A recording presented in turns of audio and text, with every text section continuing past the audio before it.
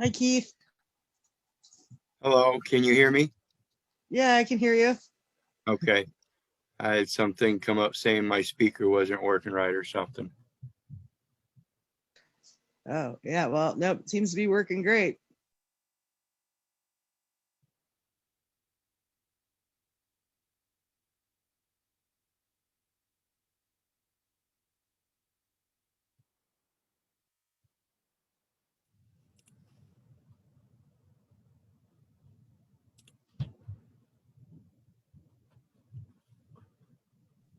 I've been looking at the codes of federal regulation today. I never really looked at those real closely before. And what'd you find? What'd you determine? Well, it's interesting because, I know everything's running off of the executive branch and it's modeled to look like the original setup. And just the register, you know, just looking at the actual proclamations of the president and the language that they use, you know. So I got a question. Did you read 1 USC 1? Um, I have before in the definitions of persons. Yeah, All but the 1 USC 1, that's 1 USC 8. What's 1 USC 1? 1 USC 1 is words denoting numbers, gender, and so forth. Does that sound familiar? Does that sound like the definition of key in postal terms? To press numbered keys and other identifiers. Well, when we're talking about those numbers and other identifiers, that's all it is. Everything put in that registry is just a number or some other identifier, and it has no definition. We have to clarify the definition of the person that is trying to assert it against us. If we can prove that they're the ones that's incompetent to know the definition, then they're the ones bringing the false claim, aren't they? Yeah, it's really interesting how they, especially having studied computers, the idea of pointers and what they mean, and really truly how they are actually numbers.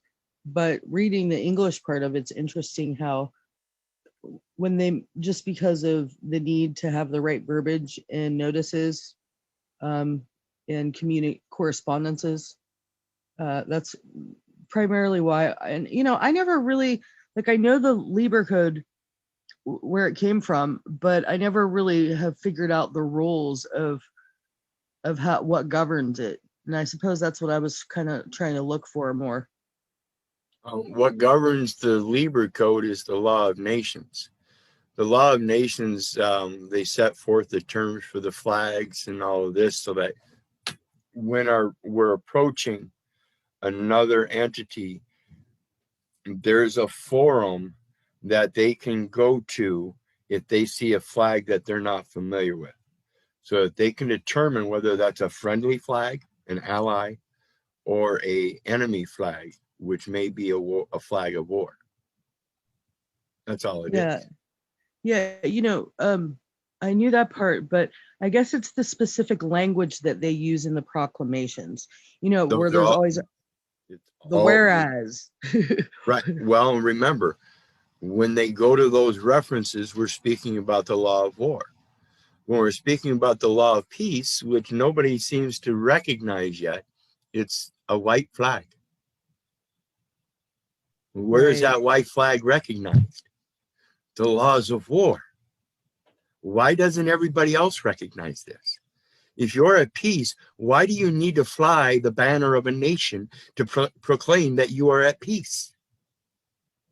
Isn't the law of every nation that anyone bearing a white flag is a sign of truce? Where does the word or term truce extend from? True, pure and simple. Everything Yeah. else is somebody's definition of what they conceive or perceive to be true. The etymology also goes back to trust, which is I think Yes. is yeah, which I think is interesting, and the white flags. And what we're talking about here is the four corners of a chord is what's on that paper. Before you put anything on that paper, it's what? White. Right. And So, then depending on the language, right? yep. The So, language will oh, I yield. yeah, we're ready to start now, and I want to thank everybody, of course, for joining us. Hope everybody's had a good day, enjoying life, living life, loving life. We're going to get started tonight. Where we left off last night was the details of their interest in property. Specifically, the one we discussed was logs, the timber rights. And it also includes things like the mineral rights for precious gems and fossil fuels and gases and oils and things like that. And that's what all of their commodities are derived on, is that energy. And then that energy is expended to cultivate. And that is where we get agriculture. So it all goes back to the agriculture again. And we see under 7 CFR 1955.55, taking abandoned, real, or chattel property. That's either the real property, which is the land and the appurtenances, or the chattel property, which is the title, into custody and related actions. Now, when we think about that title in regards to the land titles and everything, we all have one. We have what's known as a certificate of live birth, and that is a title to a piece of land. Pure and simple. All you have to do is withdraw what's on the paper, making it white again, coming to peace, and draw under your special drawing rights as they recognize them, the terms and conditions of their negotiations. That's all we're doing. We're changing the form. We're taking everything off the white, removing everything, the body of the color of the language, and all of the skeletal structure, so that the only skeletal structure is the piece. Period. The next one we're talking about, and again, it's all guaranteed rural housing program. And we talk about housing program and rural because the program, everything they operate under is a program of some sort. And like I said, we're going to withdraw all the color of their program, remove the skeleton of their program, and we're going to place the natural program on there. And that's the rural housing. That's, again, that's under HUD and all that. Housing and urban development. It's a housing program for urban development or rural, one or the other. It's all HUD, and it's all operated under the military.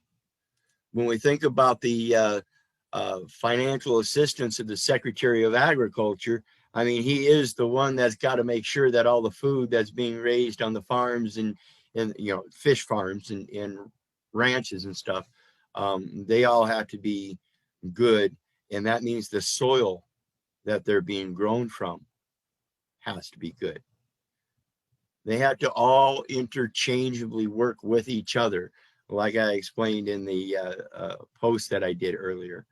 I'll show that Monday. We'll talk about that Monday in regards to agency and who all includes. Everybody asks, well, who all do I include in my documents? It's going to tell us specific ones. We might have to work with other ones along with it, but it's going to tell us specific ones.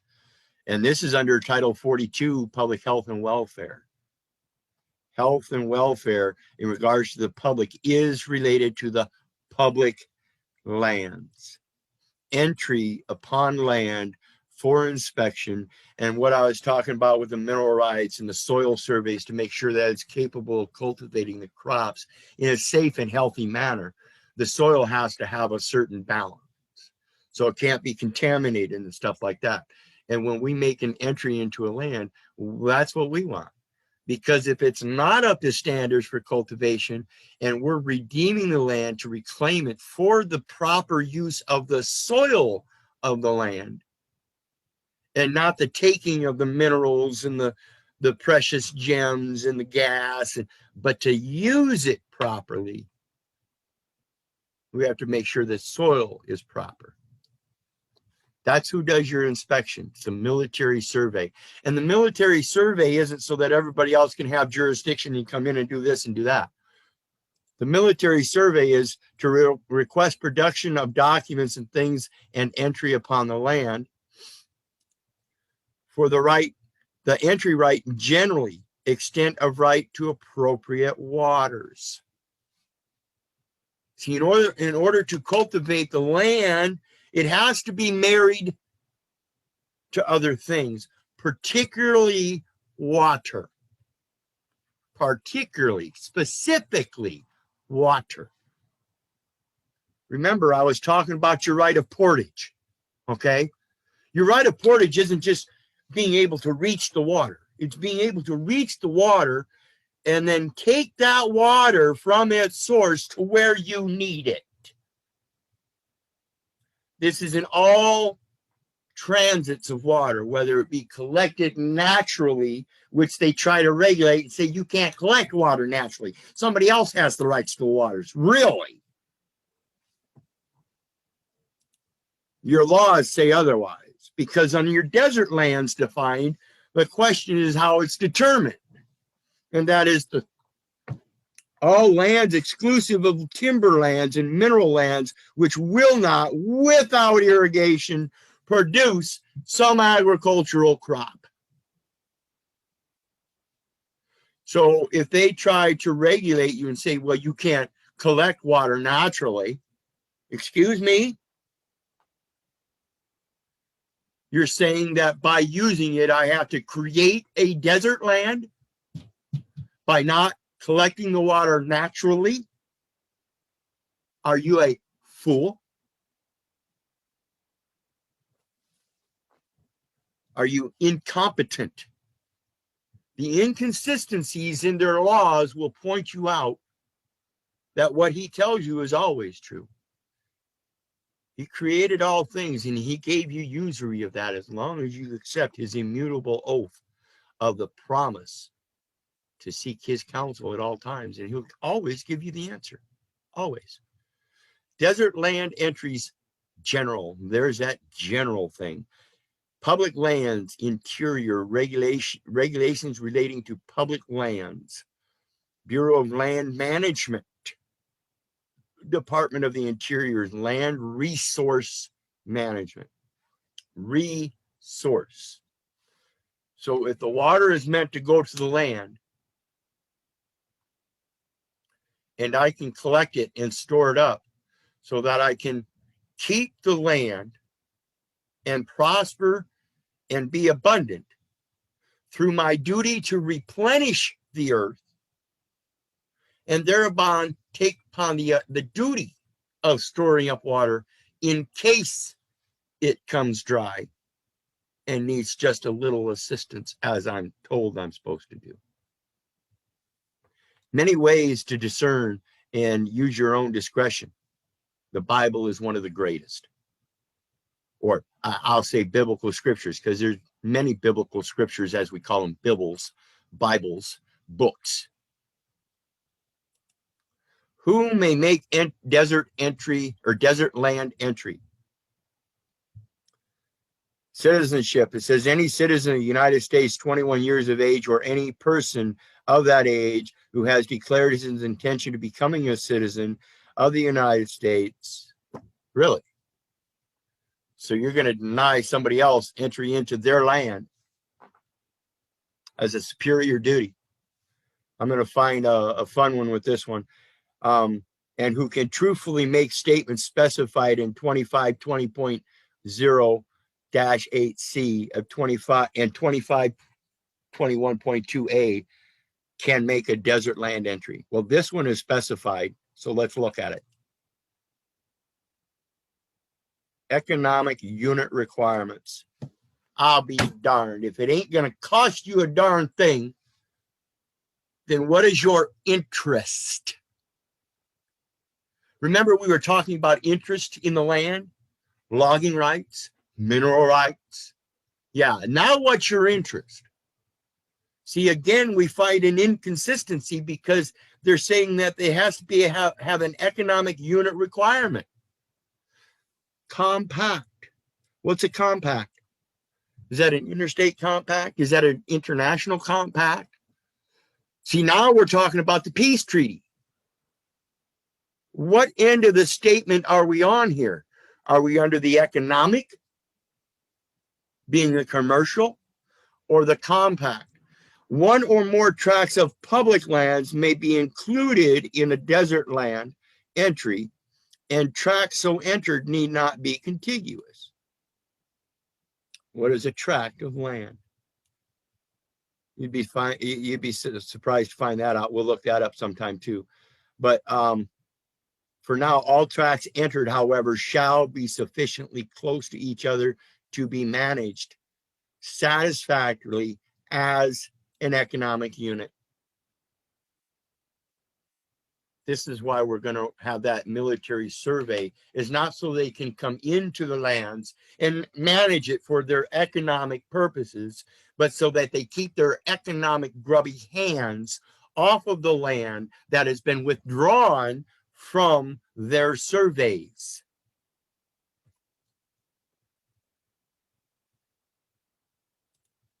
State taxation lands of homestead entrymen. The lands of any homestead entryman under Act of June 17th, 1902, known as the Reclamation Act. See, we're going to reclaim the land. Why? Because it's been abandoned. Well, how do you know? They're telling you. It's called the Reclamation Act for a reason. Or any act amendatory thereof, or supplementary thereto.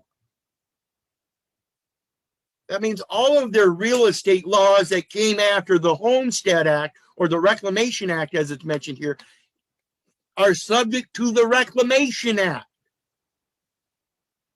Think.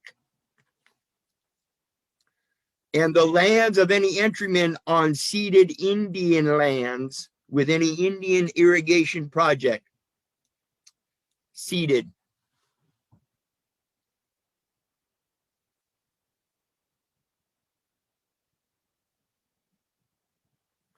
It was ceded as abandoned land. You guys see what them Indian treaties were all about now. Why would you abandon your lands by performing an economic peace treaty? That's like a sovereign citizen. This is the inconsistency with their internal regulations. May, after satisfactory proof of residence. Really? Improvement and cultivation. There's another one. Why are they saying there's improvement? Because they know they are committing fraud, waste, and abuse through their economic gains. And acceptance of such proof by the Bureau of Land Management. Really? I got a question of the Bureau of Land Management then. In all of your maps that show you the tiny little spots that the Bureau of Land Management actually has jurisdiction of, where do you show me your authority of where you hold jurisdiction over lands that are abandoned? Another inconsistency, people. Be taxed by state or political subdivision thereof, in which such lands are located in the same manner and to the same extent as lands of like character, held under private ownership, may be taxed.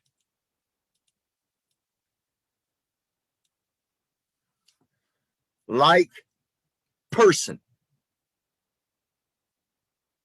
If you're using character, then it's in person. The next one is power of the secretary or designated officer. Again, what I was talking about with the Bureau of Land Management. Where do they really have their power if they don't have the land to manage? They clearly state that the government holds property in abeyance. What's abeyance mean? It means it's been abandoned until a rightful owner comes forth and makes a valid claim in reclaiming it. Reclamation. The next one, action on applications and mining claims. Anybody making a mining claim, any mining claim for economic purposes can be condemned for the very economic purposes it serves. And that's what we're doing. We're condemning their economic purpose so that we can reclaim the soil of the land of which we were made of, and then mixed with the water of our mothers, being born of the waters of our mother and given the breath of life, and man became a living soul. It is the marriage of the soil and the water that creates living souls. Upon taking in the oxygen of all that life creates. All plants create all that oxygen, and all the creatures that breathe in that oxygen breathe out carbon dioxide, which the plants feed on. We have to comprehend everything we're doing, folks. Our stewardship sucks. Segregation and opening resulting from publication of a notice of realty action. This is what we're doing. We're taking that warranty deed and we're giving him a notice of realty action that the warranty deed is deficient or does not show sufficiency, and we're going to show that it's insufficient, inconsistent, and that we actually have a superior right of reclamation due to any insufficiency, and the insufficiency we're talking about is an economic one. Period. And our segregation, that's the same thing as withdrawing. Like I spoke earlier, withdrawing the color and the skeleton off so we can let it grow naturally. The next one is segregation and opening resulting from a proposal or application. So the last one is of a notice from publication of a notice of realty action.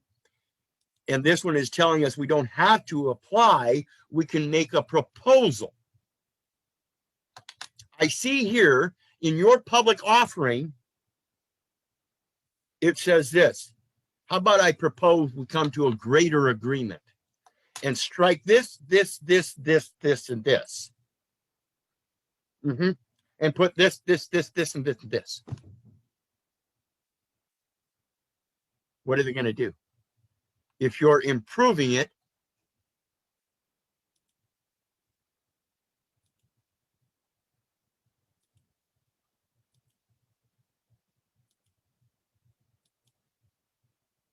where was that?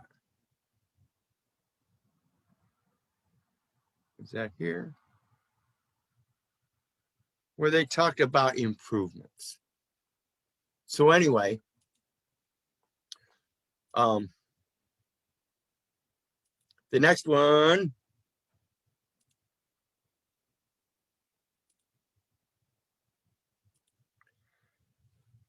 segregation and opening resulting from the allowance of entries, leases, grants, or contracts. Say there's a big abandoned building somewhere. Is that under a prior lease, contract, or grant? I mean, if it's sitting abandoned, can't we reclaim that? Transfer the title to the Postal Service?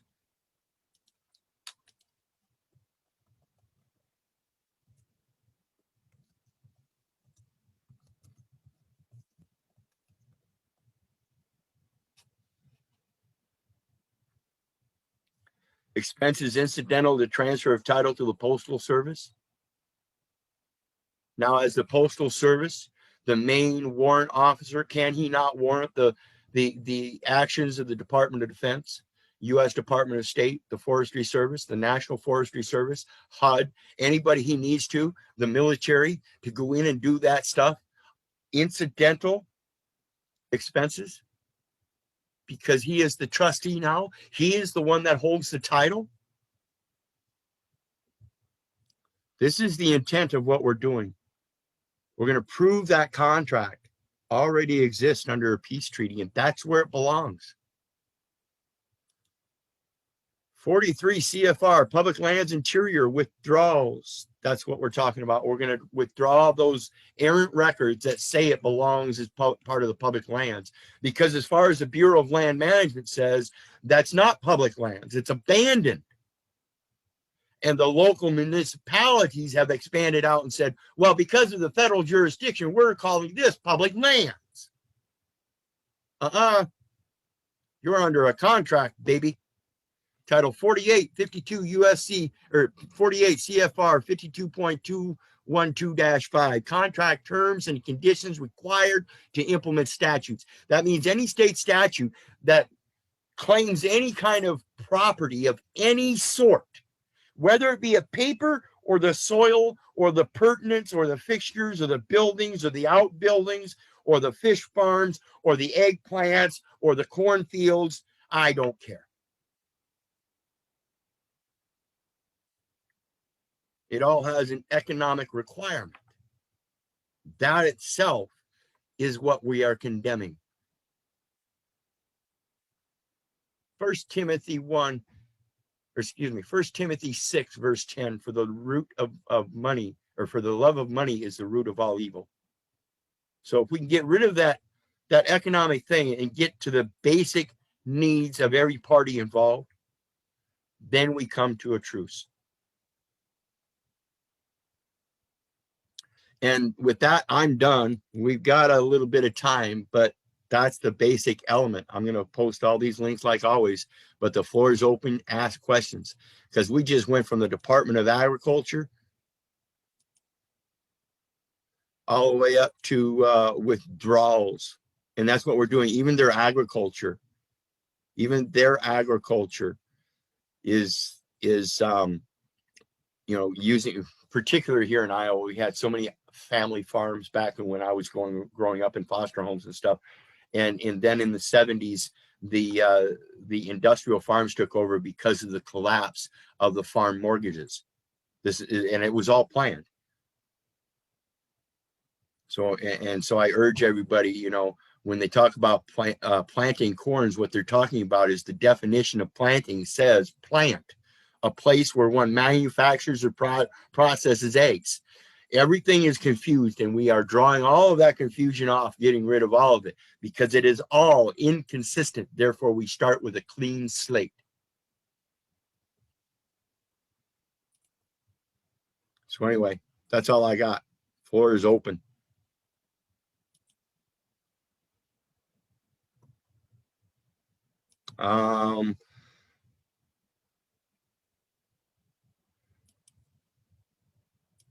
Says somebody wasn't read The Color of Truce once. I'll have to look into that. I think it was more of a caveat to war. If you come at me in war, this is what you're going to see is the blood on the field. And Universal Law Community Trust.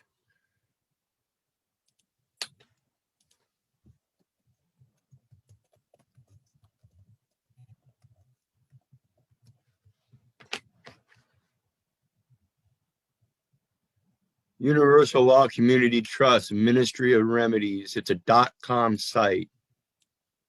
Already they don't know what they're doing if they're expressing a Ministry of Remedies on a .com. So I can expect they're going to be asking for money, and they're going to do it in a donation kind of way, I imagine. But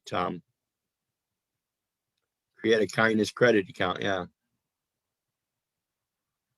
And so we're still talking about a electronic form of credits, which is not allowing for a definitive paper form, which gives, and they're calling it slave token conversions. So again, we're going back to 1 USC 1, folks. We have to identify every term and condition that they're using in accordance to the way they're using it. And so when they start using these different terms that you don't see in the Bible, I urge you to put up that red flag. I urge you to put up, there's your red flag. I urge you to put up that red flag.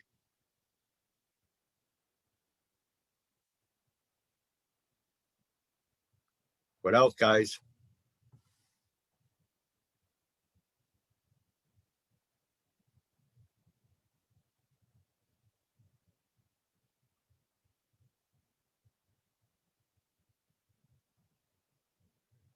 Yeah, you're right. It doesn't, Sovereign. The only way it applies is Sovereign asks questions, says, I don't understand how this applies, singular, plural. And that's what they're telling you. It doesn't apply until you make the specific assignment of how it applies.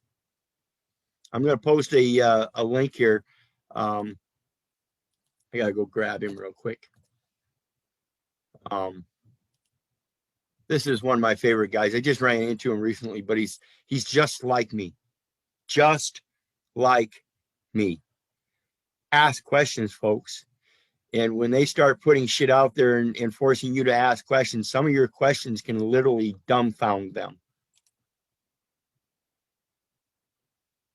And so here's a link of a guy I want you guys to listen to. It's in the chat section. The guy's name is Kerry Zolman. And, you know, he goes roundabout with the government. He's more intact with it than I am, because I just quit signing my last time, and I'm not dealing with their courts or anything. They want to send me stuff in the mail. I'm going to respond to it through the mail, and I'm going to make sure that I'm taking care of business through the mail. I don't have to respond to these people in these courts anymore. I know that. So they're going to have to literally come to my door and drag me out by kidnapping.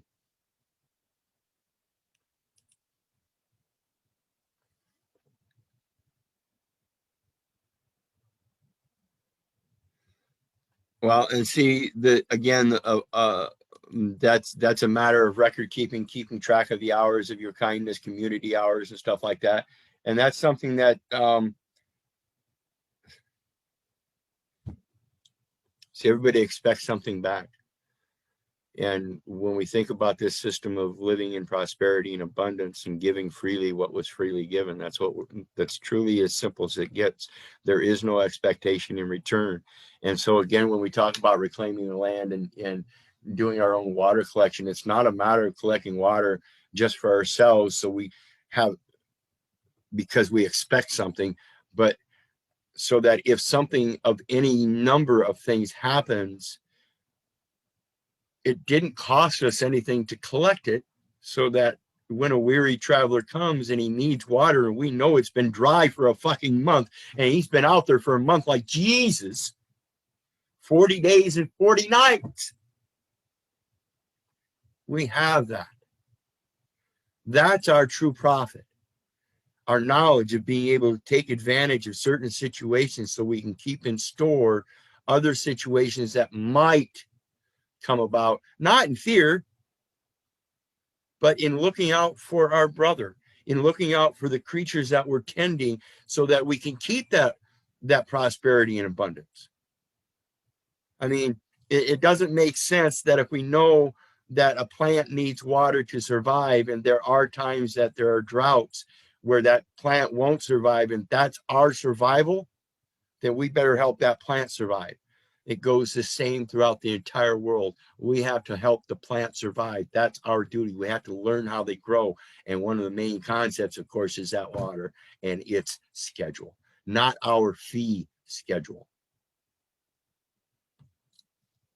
Again, I'm done. The floor is open. It's 5.5 minutes left, folks.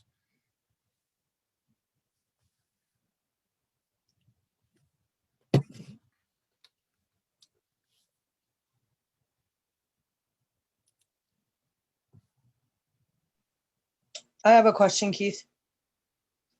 Yeah. Is there a way to remove the lien that the Department of Agriculture has? Yeah, that's the withdrawal that we're talking about.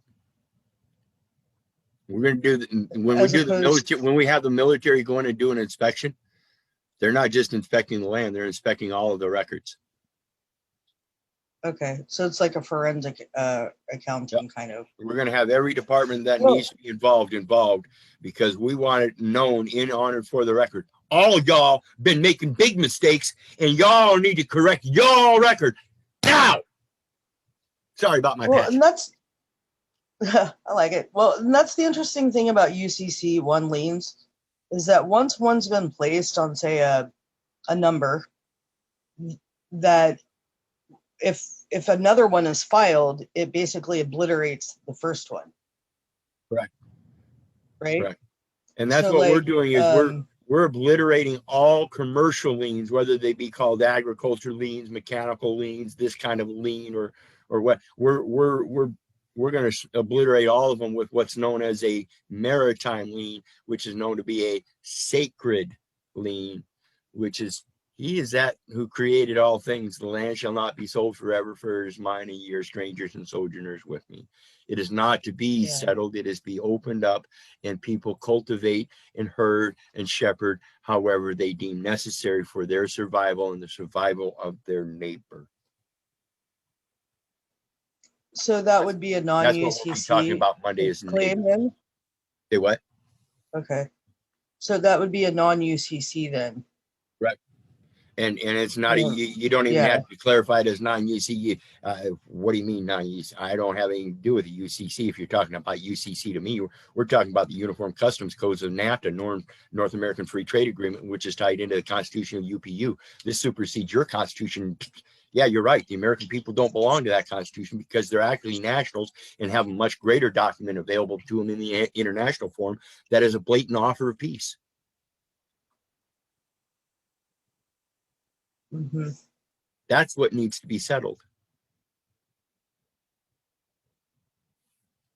And Sovereign asked again, how do you make that claim then? Sovereign, you've got a website, don't you? If you've got a website, that's you're making a statement first and foremost in the international forum. Second, we have to be aware of the domain extensions. I've got mine as a .art.